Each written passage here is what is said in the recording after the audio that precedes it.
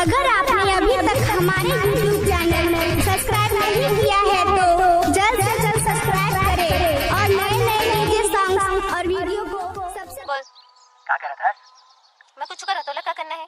अरे कैसे बात कर रहे हैं? ताऊ कैसे बात कर रहा हूँ? अतेक दिन हो गए मिले पर नहीं आयस। अरे सुन तो, वही बताया पर तो फोन करे हो। आवा तो मैं खामोर क्रिया अरे तोर क्रिया मोहिनी खवा की जोड़ी जीर चुराए रे आंखों पे घुमा दौड़ रहा डीजे बजाओ बिल्कुल खवा की जोड़ी जीर चुराए रे आंखों पे घुमा दौड़ DJ Dinesh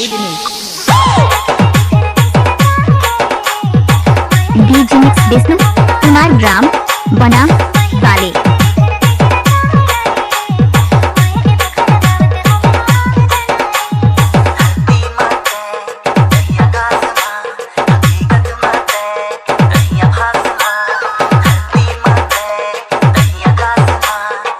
DJ remix Vishnu Kumar बनाओ पर टोला वाले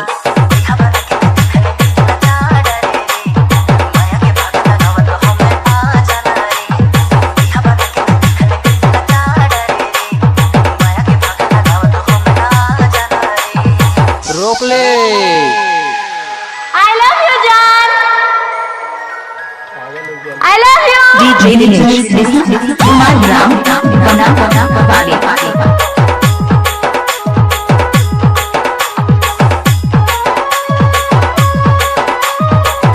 डीजे बजाओ बिल्कुल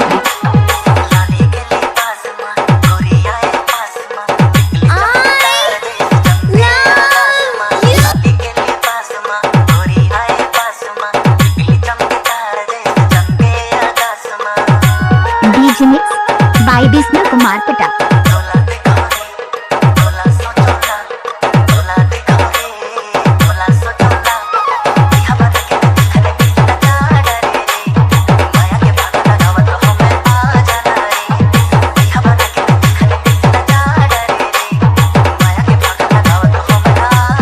डीजे बजाओ रे डीजे विष्णु कुमार पटा ग्राम बना वाले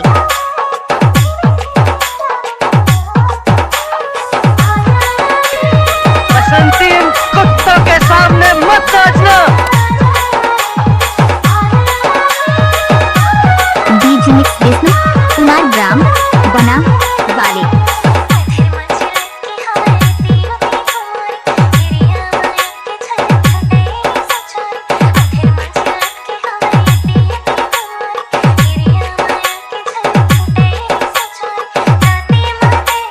विष्णु कुमार पटा अमोल भाई डीजे रिमिक्स बना ग्राम मुखर टोला वाले